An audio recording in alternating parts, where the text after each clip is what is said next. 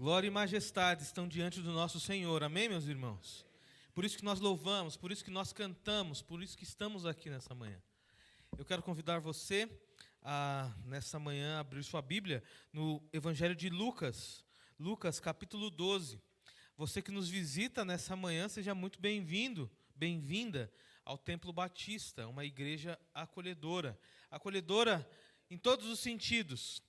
E você é muito bem-vindo aqui, muito bem-vinda aqui.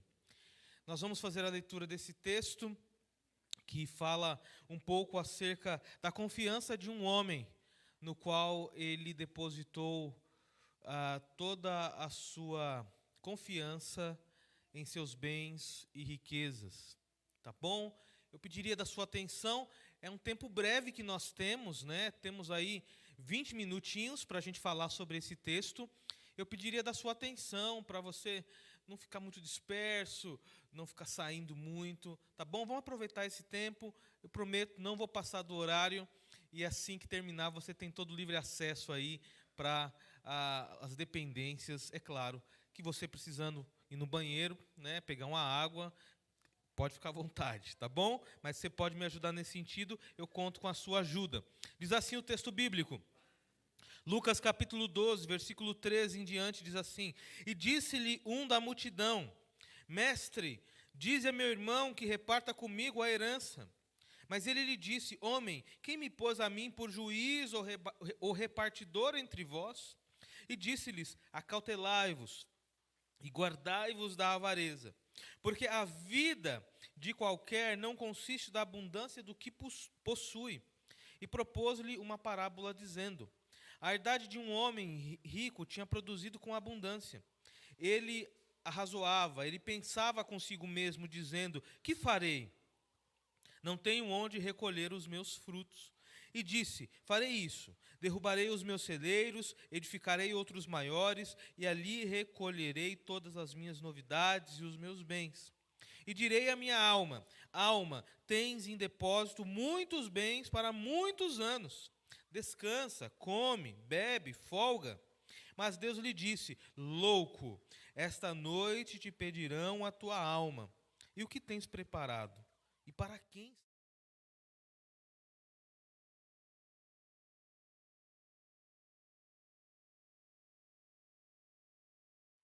Vamos orar? Pai, muito obrigado por essa manhã, que o Senhor nos dê a total compreensão da Tua palavra, que possamos nessa manhã fazer as devidas interpretações e que o nome do Senhor Jesus seja glorificado em tudo, em tudo. Obrigado pela vida da nossa igreja, obrigado pela vida dos irmãos que aqui estão, obrigado pela vida daqueles que acompanham pela transmissão, que não puderam estar aqui nessa manhã. Pai, que possamos avançar na missão que o Senhor tem proposto a nós, que o nome do Senhor cresça, que o nosso diminua, e que possamos ver um movimento de vidas, famílias, se achegando aos pés do Senhor Jesus. Toda a honra, toda a glória sejam dadas ao Senhor, e é no nome de Jesus que nós oramos e agradecemos por tudo. Amém. Amém. Você pode se assentar. Que privilégio é podermos estar juntos nessa manhã. É interessante porque, por vezes, nós começamos a dar valor a algumas coisas, parece somente quando nós perdemos. Mas, ao contrário dessa realidade, nós estamos aqui e damos valor ao que temos. Damos valor ao relacionamento. Damos valor à comunhão. Damos valor à palavra de Deus. Damos valor à estrutura que temos, porque foi o próprio Senhor que assim providenciou para a gente. Eu fico muito feliz em rever irmãos, em conhecer pessoas que estão aqui pela primeira vez, e poder, diante disso, ver que o Senhor abençoou, o Senhor cuidou, o Senhor guardou, ainda que essa semana tenha sido uma semana de muitas lutas, a qual você tenha encarado. Mas as lutas são pertinentes à vida. O que importa, na realidade, é termos o Senhor Jesus como comandante da nossa vida. Quando o Senhor Jesus é o comandante, as lutas, elas São reais, mas nós temos a garantia de que passaremos por ela. Seremos vitoriosos, em nome do Senhor Jesus. Você crê nisso? Amém? O texto bíblico nos revela uma intenção muito particular, talvez aquilo que passava no coração de um homem, a qual ninguém conhecia. Se nessa manhã o Senhor Jesus, ele ligasse no seu coração um cabo, talvez tridimensional, ligasse no seu coração, conectasse no seu coração, e fizesse com que tudo o que está no seu coração passasse no telão aqui, todos pudessem ver, o que será que seria apresentado? Você estaria feliz diante daquilo que estaria sendo apresentado? Ou talvez você teria vergonha, se entristeceria? Qual seria a nossa atitude? Pois bem, aqui nós vemos essa realidade de um pensamento que, a princípio, estava no coração de um homem, e a palavra ela tem muito a ver com essa realidade de se ater e confiar e ter segurança nas coisas materiais.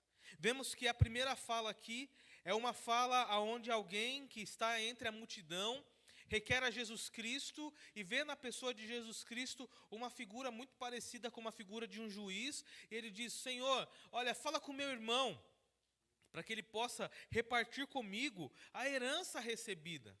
Talvez esse homem, a qual ele ali verbaliza essa intenção muito particular do coração dele, ele foi uma pessoa injustiçada na vida. Não sei se você já parou para observar esse lado. Talvez ele foi injustiçado ao ponto de que a herança que deveria ser repartida entre os irmãos e ele não foi repartida da forma correta ou como deveria. Talvez ele foi aquele que saiu com uma mão na frente e outra atrás. Então ele recorre a Jesus dizendo: Senhor, me ajuda, porque a situação é uma situação difícil de se lidar.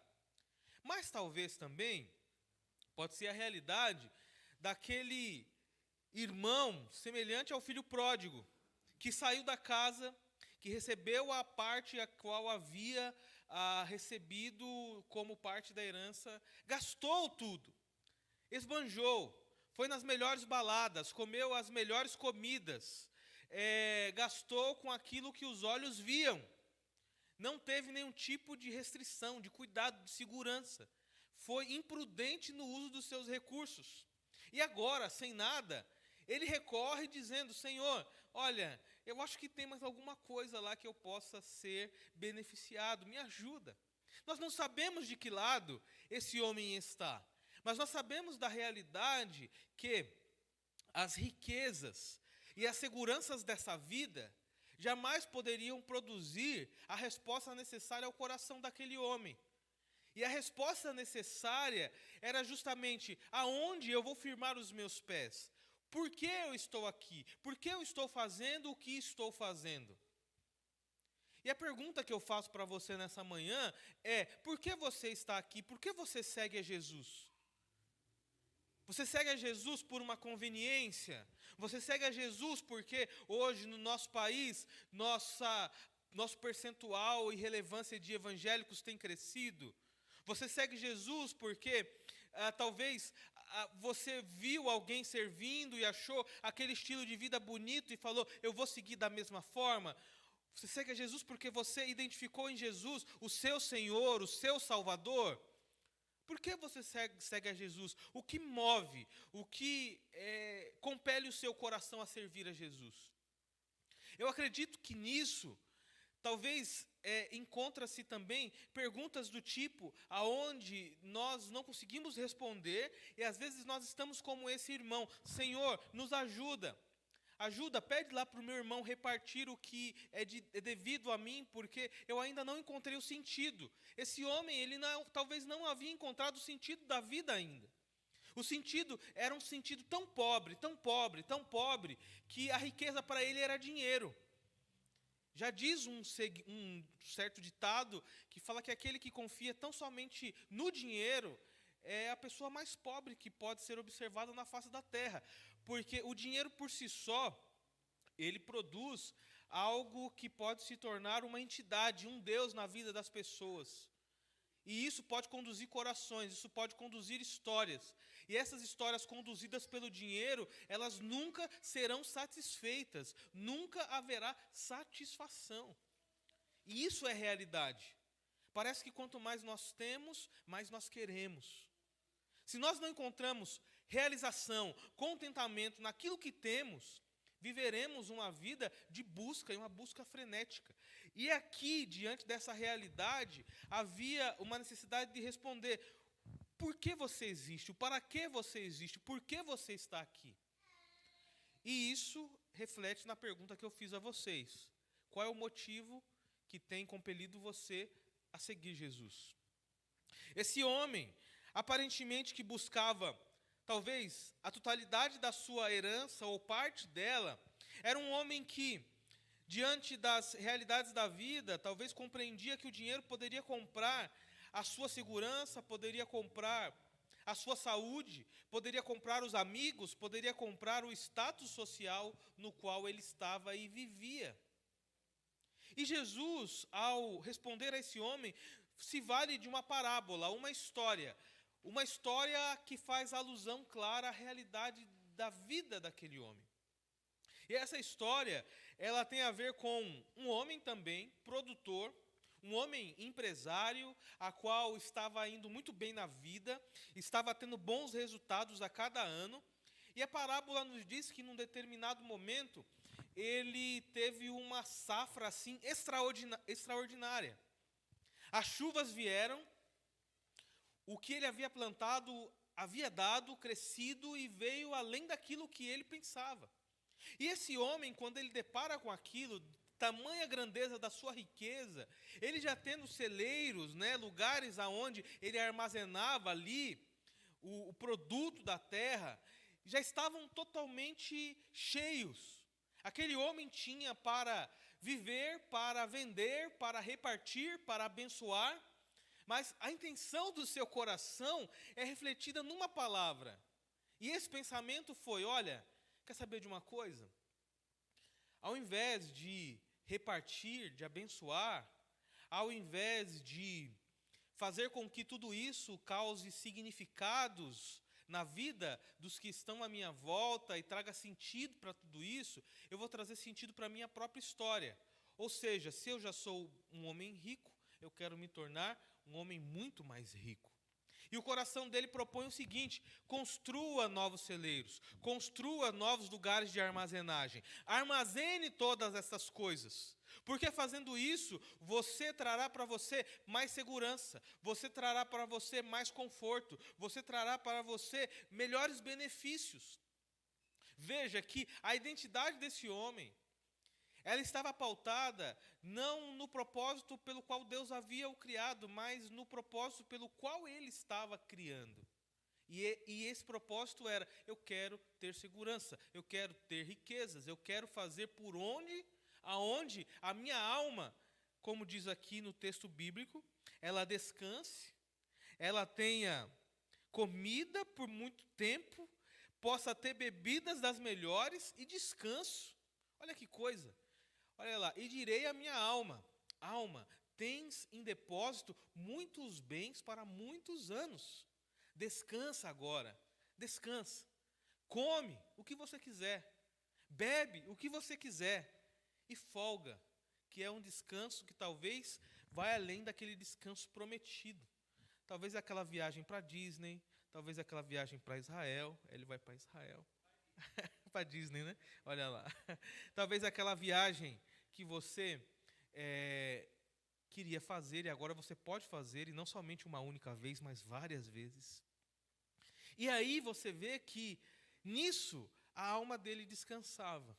Porém a pergunta é: esse é o ponto central no qual nós devemos fazer a busca da nossa vida para que tenhamos segurança e conforto? Não, porque nós não sabemos o dia de amanhã. E a parábola nos deixa muito claro: olha, você é um louco, você enlouqueceu, você perdeu o controle, perdeu as estribeiras, porque esta noite a tua alma será pedida. E o que você tem preparado? E para quem será? É interessante porque isso nos mostra, inclusive, a intencionalidade das nossas vidas em nos preparar para a vida e também para a nossa partida. A gente está aqui, o que nós temos preparado? Para quem será? Talvez a gente está preparando algo aqui que vai servir somente de disputa entre os filhos quando a gente partir. É só fechar os olhos, a briga vai estar instaurada. Porque talvez o filho mais queridinho vai querer uma parte maior, talvez o menos favorecido vai se sentir largado, e aí o problema está instaurado. Inclusive, com isso, já há muito tempo no nosso país é feito algumas questões relacionadas a um inventário que pessoas fazem em vida, né? Elas em vida, elas já fazem a divisão das partes ali para que não tenha problema. Né? Faz o testamento ali para que isso já não dê problema. Eu estava conversando há algum tempo atrás com uma senhora, aonde ela falou: pastor, ora a Deus, porque eu sei que no dia que eu fechar os olhos, que o velho fechar os olhos, os meus filhos vão quebrar o pau. Porque moram todos no mesmo quintal ali, cada um tem o seu espaço. Quem é o ponto de equilíbrio ainda? São os pais. Quando os pais não estiverem mais, eles já sabem, vai gerar muito problema. Então, para quem nós temos preparado? Temos preparado só para uma vida aqui, real, presente, visível, ou temos preparado para a eternidade? E nisso, a pergunta que foi feita no início é justamente: por que você segue a Jesus? O que faz você seguir a Jesus? E às vezes a realidade é que nós estamos seguindo a Jesus por uma condição que é onde nós estipulamos determinadas retribuições que esperamos do Senhor Jesus, estamos seguindo a Jesus por isso. E isso é loucura. É coisa de doido isso daí. E aqui nós vemos uma comparação a qual em nenhum outro lugar nós vemos, que existe sim a possibilidade de sermos ricos aos olhos humanos, mas sermos carentes, pobres aos olhos de Deus. Nós construímos tanta riqueza aqui que nós nos tornaremos assim tão pobres. E para Deus nós não fizemos nada, porque às vezes nós observamos tanto as questões, os movimentos, finanças, o mercado imobiliário, mas nós sequer pensamos em como podemos melhorar a nossa vida devocional com Deus. Nós sequer pensamos em ler a Bíblia, nós não criamos um plano para alimentar, para exercitar o nosso espírito.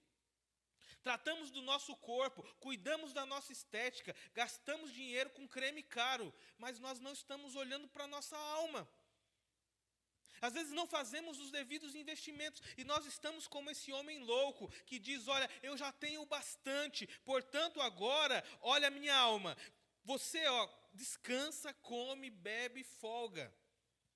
E aí, fisicamente nós estamos aparentemente bem, mas espiritualmente estamos raquíticos, fracos, desnutridos. Estamos cantando Maranata, hora vem Senhor Jesus, mas não temos a esperança no nosso coração.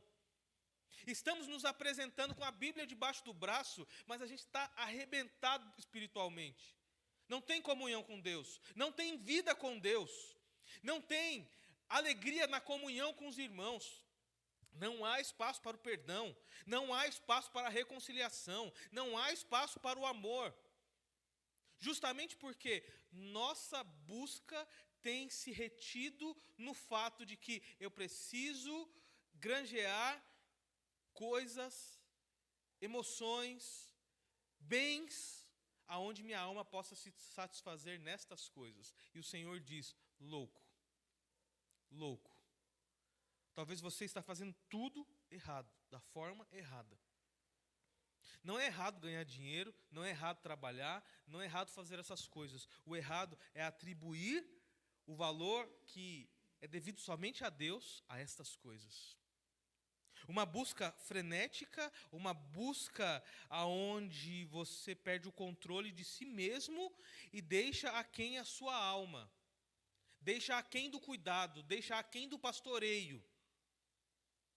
Nós estamos diante de uma geração onde as pessoas falam: eu preciso do cuidado, eu preciso da atenção, mas elas não dão espaço para o cuidado, para a atenção. não dão espaço para serem pastoreadas, para serem cuidadas, resolvem do seu jeito, fazem da sua forma, tomam as decisões, não dão espaço para ouvir a voz do Espírito Santo de Deus, não dão espaço para viver as promessas de Deus e confiar que Deus é fiel, que Deus é real, que Deus é verdadeiro, que Ele é o nosso Pai, e que diante de todas essas coisas, o valor está em sermos ricos para com Deus. As riquezas do mundo, elas são passageiras, são temporárias. Eu gosto muito de uma lógica que é ensinada lá no Instituto Haggai sobre a questão de você granjear dinheiro, ganhar dinheiro. E aí a fala é, ganhar dinheiro não é errado, porém tem uma lógica. Você ganha, você gasta, você aplica, você reparte. Tem que ter isso. Marca isso, ó. Você ganha, você gasta, você aplica, você reparte. Então, de tudo aquilo que Deus lhe dá, como que vai fazer sentido o dinheiro que chega na sua mão? Você ganhando, você pagando suas contas, você aplicando uma parcela para uma emergência que possa vir a surgir e repartindo parte com pessoas que necessitam, abençoando gente, abençoando pessoas. Então, veja, há sentido, há significado. Não é só aquele velho ditado, como alguns dizem, eu trabalho para pagar a conta. Talvez você já falou isso, né? Eu trabalho para pagar a conta. Não.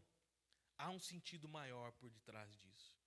E a pergunta que estava sendo questionada no coração desse homem é: por que você está tão desesperado em ganhar riquezas nessa terra, sendo que a sua riqueza para com Deus você não tem se atentado? Nisso, eu chamo a atenção nos aspectos que envolvem a nossa devoção com Deus, que envolve a nossa caminhada com Deus, que envolve a nossa intencionalidade em dirigir nossa família para perto de Deus, que envolve a nossa decisão para com Deus. Saiba você, os quesitos espirituais são dados como responsabilidade somente a você. Nós não podemos fazer isso por você. Nós oramos por sua vida, nós clamamos a Deus por misericórdia, mas se desenvolver espiritualmente, crescer espiritualmente, ter um espírito aí firme diante do Senhor, é responsabilidade sua. Ler a palavra de Deus é responsabilidade sua. Cantar louvores a Deus é responsabilidade sua. Na hora dos tratos, tomar a melhor decisão que reflete o caráter cristão é responsabilidade sua. Refrear a língua no momento da briga é responsabilidade sua. Alguns podem até falar, mas e o Espírito Santo, aonde está nisso? Ele não tem esse poder de convencer o homem do pecado, da justiça e do juízo? Sim, ele tem, desde que você dê espaço para ele trabalhar.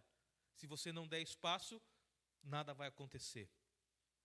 A caminhada cristã, crescimento, envolvimento, conhecimento das Sagradas Escrituras, envolvimento na igreja, desenvolvimento da igreja, é responsabilidade sua, é responsabilidade minha. Eu preciso isso. Se eu não estiver me atentando a isso, eu estarei sendo hipócrita. E esse homem, na realidade, ele demonstrou parte da sua hipocrisia quando ele deposita nas riquezas o seu nível de confiança, a sua atenção. Talvez a busca dele se resumia a isso.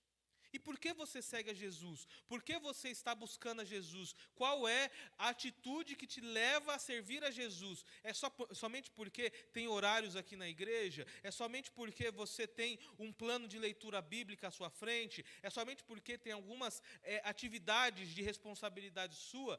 Não deve ser somente por essas coisas. Deve ser porque você vê em Jesus o seu Salvador, o seu Senhor, aquele que te comprou com um alto preço, aquele que morreu por você. Ninguém fez algo igual a Jesus Cristo por você. Ninguém fará algo igual a Jesus Cristo por você. Jesus, ele se entregou, ele derramou o seu sangue precioso, ele sofreu por mim e por você, ele orou por mim e por você. A gente não lembra às vezes de orar pelo irmão que acabou de pedir oração. Jesus lá atrás, anos e anos atrás, ele orou por nós. Senhor, eu não oro somente por esses, mas eu oro por aqueles que vão vir. Lá estava o seu nome, o meu nome, lá estava a nossa igreja.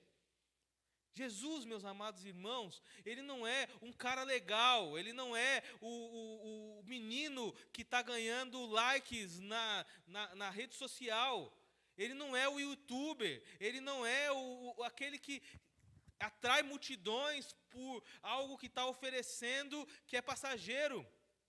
Jesus é o nosso Salvador, Jesus é o nosso Senhor, e a Ele nós devemos o nosso amor, a nossa gratidão. Diante disso não há empecilhos. Se for preciso atravessar os mares, nós vamos atravessar. Se for preciso nós andarmos por floresta cheia de feras, nós vamos andar. Porque Ele é digno da nossa adoração. Ele é digno da nossa vida, seja bem vivida ou então na nossa morte. Ele é digno. Ele é digno do nosso louvor.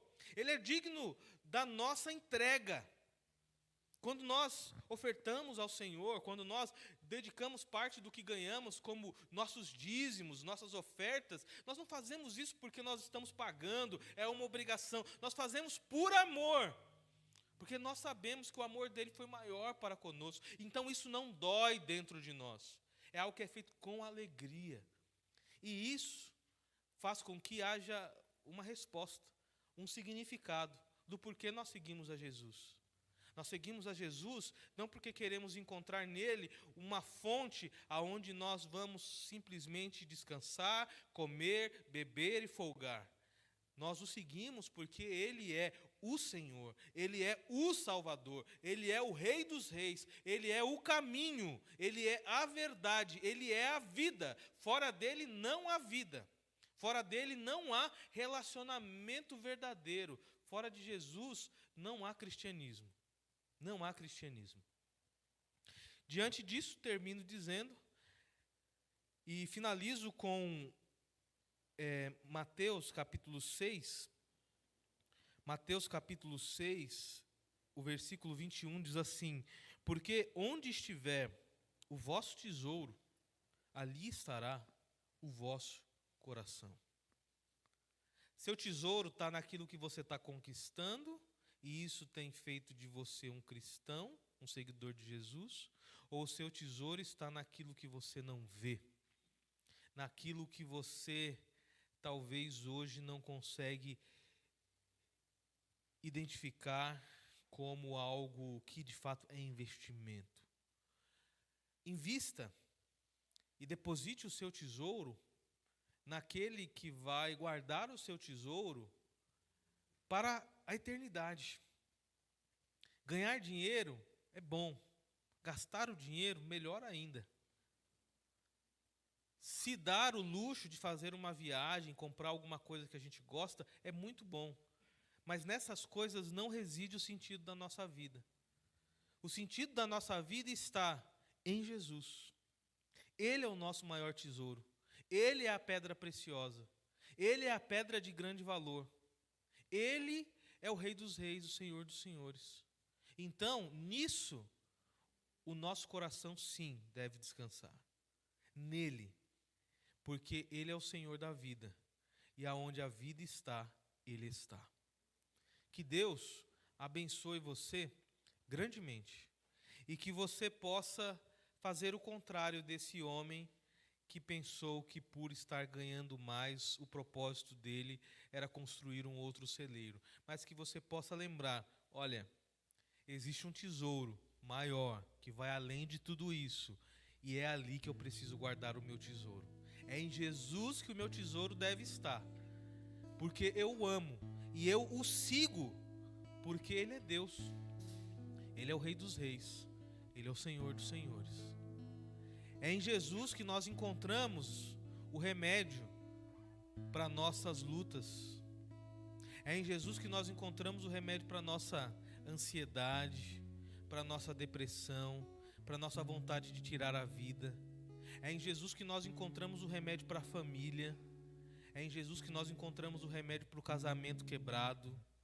É em Jesus que nós encontramos o remédio para a igreja que talvez está fora do propósito. É em Jesus. Então Ele é o nosso sentido. De nada vai valer a gente florear a vida estando longe de Jesus. É Jesus quem faz com que as flores brotem no nosso jardim, exalem um bom perfume, e esse perfume traga a nós a lembrança de que Ele está presente, Ele é real, Ele é verdadeiro. Eu quero convidar você a orar comigo nessa manhã, e nós vamos orar ao Senhor. E diante do que eu falei, fica aí a reflexão para você. Será que eu tenho construído mais um celeiro para guardar mais um pouco daquilo que eu tenho conquistado e me esquecido de Deus? Ou de fato eu tenho guardado tudo isso em Deus? Essa noite poderão pedir a nossa alma: para quem temos vivido e o que temos feito? Entenda que a sua vida, ela não é algo sem valor. Sua vida tem muito valor. E tem valor tal que Deus se importa tanto com você que Ele enviou Jesus para morrer por você. E isso fez de nós filhos de Deus, filhos amados de Deus. Eu quero orar nessa manhã, e se você quer orar junto comigo, consagrando sua vida, consagrando aí essa realidade, essa tensão que talvez você vive entre, às vezes, se esquecer do espiritual, dando mais atenção ao físico, ou vice-versa, né? Às vezes tem gente que dá uma atenção tanto ao físico também, que se esquece do espiritual, ou do espiritual e do físico. Enfim, eu quero orar por você. Quero convidar você a ficar de pé nessa manhã, e nós vamos orar a Deus. Amém, amém, amém, amém. Pai, em primeiro lugar, nós pedimos perdão dos nossos pecados, ó Pai.